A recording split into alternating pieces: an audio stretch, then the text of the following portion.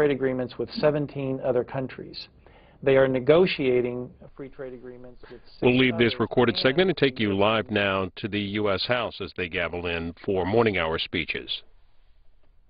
House will be in order. The chair lays before the House a communication from the Speaker.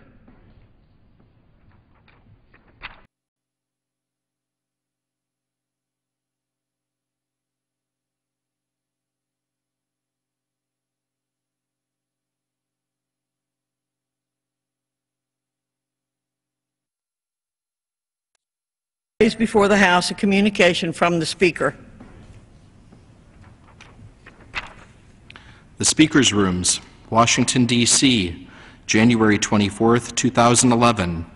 I hereby appoint the Honorable Virginia Fox to act as Speaker pro tempore on this day. Signed, John A. Boehner, Speaker of the House of Representatives.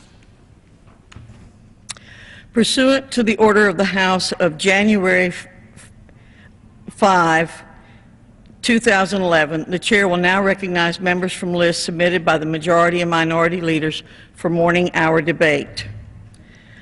The Chair will alternate recognition between the parties, with each party limited to 1 hour and each member other than the majority and minority leaders and the minority whip limited to 5 minutes each. But in no event shall debate continue beyond 1:50 p.m. The Chair recognizes the gentleman from Oregon, Mr. DeFazio, for 5 minutes. Please be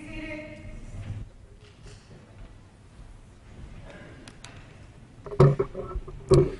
Well, by all accounts, we're finally going to get serious about the mountain of debt that's been built up over the last 10 years that we're going to leave for our kids and grandkids. Nearly $14 trillion. A number that's hard to actually understand. Now, I'm hopeful it will really be a serious discussion, but it can't be as long as the Republican rules stand. The Republicans have said that if you reduce income to the government, that doesn't count toward the debt or the deficit. You have to borrow the money, probably from China, and it goes on the debt for our kids and grandkids, but they don't count that because it's your money. We're giving it back to you. Except, of course, we're still spending more than is coming in. Now, I'm all for looking at the expenditure side, and there's a lot of places I'd like to cut. Republicans have put some of them off limits. We can't look anywhere in the Pentagon who has, is still acquiring through cost-plus contracts weapons that were designed to fight during the Soviet era. We're wasting a fair amount of money over there. It's well documented. The Pentagon is the only agency of the federal government that can't be audited. Every other agency is audited. Most of them get good grades. Pentagon, they say maybe within 5 years they will have an accounting system that could be audited. Come on. And we're going to exempt them from scrutiny and review and cuts. The war in Afghanistan, they've exempted that from cuts. I think we're spending about $200 billion this year on the wind down in Iraq and the war in Afghanistan, but that's off the table as far as Republicans are concerned. And Social Security, they say, is off the table, and that's good. Medicare is off the table. They just added to the costs of Medicare with legislation they passed last week, but that doesn't count either. That was exempt. So what's left? Well, we're going to have, because of the tax cuts adopted in December, a $1.6 trillion one-year deficit. Now, if we were only going to get to a balanced budget this year with cuts, that would mean eliminating the entire government of the United States of America.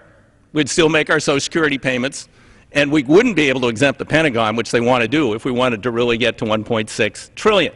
No more border patrol, no more Homeland Security, no more Coast Guard, no more Postal Service, no more Centers for Disease Control. Department of Education, gone. They wouldn't care much about that. Park Service, I guess, would probably sell off the parks at the highest bidder. I don't know. So you can't be serious and stand here and say, We're going to put this hand and tie it behind our back, which is the revenue side. Oh, and by the way, if we give millionaires and billionaires tax cuts and reduce our income, that doesn't count. If we allow corporations continue to use overseas tax loopholes to avoid paying a responsible level of taxes here in the United States, that doesn't count. Can't close any loopholes. That would be bad. No, they just say we're going to do it all in cuts. It's an impossible task. But I worry, even though they say they've exempted Social Security, that that's not really their game plan. Because for the first time this year, we will borrow money to put into Social Security. Never been done since the program was created. It's always been funded by its own tax. But this year, the Republicans cooked up an idea, which President Obama bought into lock, stock, and barrel, to reduce the Social Security tax under the guise of giving people back their money and putting people to work. Every member of Congress will get over $2,000 tax break this year because of that one provision. Every millionaire and billionaire will get over $2,000 tax break. Working people will get a tax break too, and they can use a tax break, but there were better ways to do it, less costly ways to do it, and ways to do it without jeopardizing the future of Social Security. So part of the borrowing this year, a couple of $100 billion of that borrowing this year is going to be from China to the government will borrow to re-inject into the Social Security Trust Fund. So I fear that the Republicans are going to say, well, wait a minute, we can't subsidize that Social Security thing. And oh, by the way, you can't restore the taxes and run Social Security on its own income. So they're creating some impossible scenarios here. I'm hopeful the President will chart a better path, one that doesn't go after Social Security. Social Security didn't create until this year 1 penny of the debt of the United States, but this year it will create $200 billion of debt for the United States, a very bad precedent set by a bipartisan problem, the Republicans and President Obama, and some few Democrats. Let's get real about the deficit. The chair recognizes the gentleman from Oregon, Mr. Blumenauer, for 5 minutes.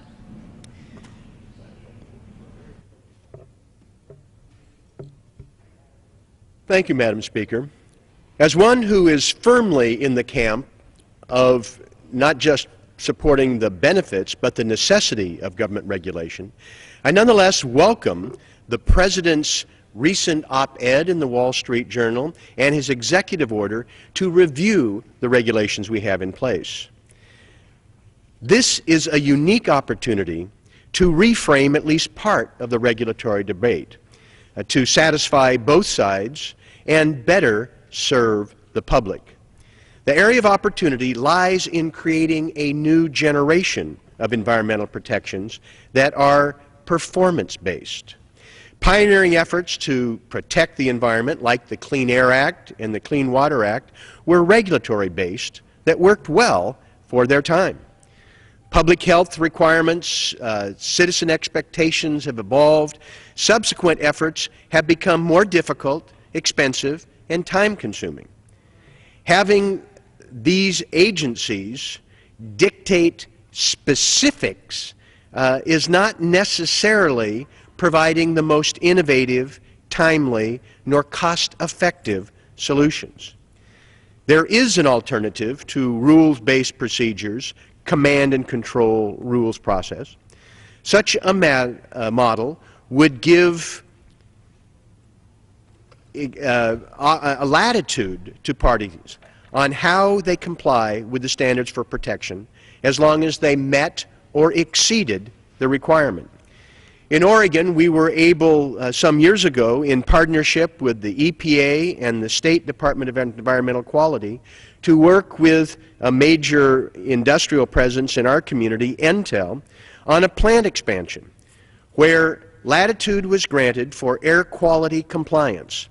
The company made an enforceable commitment to the requisite clean air and environmental regulations, but the environmental agent regulators did not micromanage how the company complied. The result? Clean air with less cost and time. There are countless opportunities for this principle to save time, money, and create innovation, and importantly, the potential to reduce opposition to the regulatory process itself.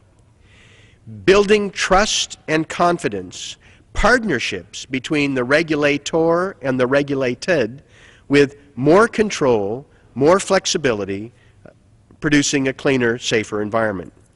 This requires, first and foremost, an administration that can be trusted to act in good faith, because too often regulatory reform is a tactic of those who are simply opposed to the regulation in its first instance. This approach will only invite fierce opposition to watered-down protection.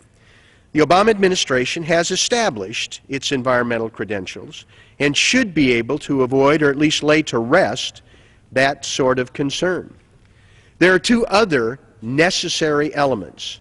The standards must be clear, and the parties must be both responsible and have the capacity to be held accountable. Nothing must allow the protection in question to be undercut. Indeed, it may be reasonable for performance-based approaches to require higher standards of environmental protection. And we certainly don't have to suspend current rules or regulations. Just give an alternative path for compliance, because we can always fall back upon if people fall short. Once it's clear that we can produce the environmental or other desired protections on a performance basis, perhaps we can tackle redundant regulatory processes. For instance, California has arguably more stringent environmental regulations than the United States government itself.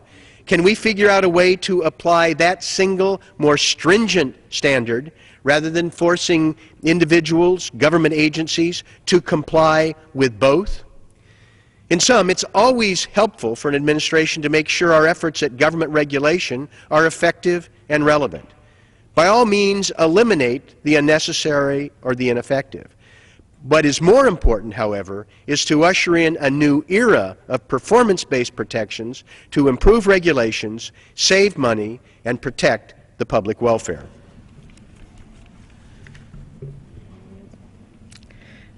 The gentleman yields back. The chair recognizes the gentleman from Ohio, Mr. Kucinich, for 5 minutes. Thank you, Madam Speaker. I request permission to advise and extend and to insert extraneous material into the record. Without objection. Thank you. Thank you, Madam Speaker. As we begin this great debate over what our priorities are, it's worth reflecting on an article that was written nearly 3 years ago in the Sunday Times of London by Nobel Prize-winning economist Joseph Stiglitz and his associate Linda Bilmes. Here's what they write. The Bush administration was wrong about the benefits of the war, talking about the Iraq War, and was wrong about the costs of the war. The President and his advisors expected a quick and expensive conflict. Instead, we have a war that is costing more than anyone could have imagined. The cost of direct U.S. military operations, not even including long-term costs, such as taking care of wounded veterans, already exceeds the cost of the 12-year war in Vietnam and is more than double the cost of the Korean War. And even in the best-case scenario, these costs are projected to be almost 10 times the cost of the first Gulf War, almost a third more than the cost of the Vietnam War, and twice that of the First World War. The only war in our history that cost more was the Second World War, when 16.3 million U.S. troops fought in a campaign lasting 4 years at a total cost in 2007 dollars, after adjusting for inflation, of about $5 trillion. They go on to write that with virtually the entire armed forces committed to fighting the Germans and Japanese, the cost per troop in today's dollars was less than $100,000. That's in 2007 dollars. By contrast, the Iraq War is costing upwards of $400,000 per troop. Most Americans have yet to feel these costs. This was written almost 3 years ago. The price in blood has been paid by our voluntary military and by hired contractors. The price in treasure has, in a sense, been financed entirely by borrowing. taxes have not been raised to pay for it. In fact, taxes on the rich have actually fallen. Deficit spending gives the illusion that the laws of economics can be repealed, that we can have both guns and butter. But of course the laws are not repealed. The costs of the war are real, even if they've been deferred possibly to another generation. That from Joseph Stiglitz and Linda Bilmes almost 3 years ago. One of the biggest costs of our soaring debt, one of the biggest causes of our soaring debt and economic insecurity ends up being Pentagon spending. The budget for the Pentagon consumes more than half our discretionary spending. We've seen countless stories of U.S. taxpayer dollars going unaccounted for in Iraq and Afghanistan. We've had countless high-profile hearings on contractor fraud and the lack of oversight at the Department of Defense. According to the Friends Committee on National Legislation, 39% of our income tax dollars last year went to Pentagon spending on past and current wars. And Stiglitz again has said that the Iraq War didn't just contribute to the severity of the financial crisis, it kept us from responding to it effectively. Increased indebtedness meant the government had far less room to maneuver than it otherwise would have had. So what we have is the U.S. financing war on borrowed money. We must examine our connection between soaring debt and these two wars, the war in Iraq and the war in Afghanistan. Between 2003 and 2008, the U.S. debt increased by almost $4 trillion. A quarter of that debt is directly attributed to the war in Iraq. The cost of the war in Afghanistan has been over $455 billion to date, and the deadline for that keeps sliding past 2014. Now, in the nationalpriorities.org, they talk about a sustainable defense. And they say, one report says that there's options for reducing military spending, saving nearly $1 trillion over the next decade, without adversely impacting U.S. national security interests. So we can have a strong defense, but we're spending so much money, we're undermining our ability to be able to provide for the American people here at home. And we have to start taking care of things here at home. What will we sacrifice? Will we sacrifice the education of our children for these wars? Will we sacrifice Social Security for these wars? Will we sacrifice Medicare or Medicaid for these wars? Will we sacrifice our infrastructure for these wars? Or will we say the war in Iraq was based on lies? Let's bring these troops home. Will we say that Afghanistan is a hopeless, corrupt mess, and it's time to bring our troops home, and then begin to use the resources of our country, those resources that are hard-earned taxpayer dollars, use that money for things here at home? Let's have that debate as we talk about cutting the budget. Thank you. The gentleman yields back. Pursuant to Clause 12A of Rule 1,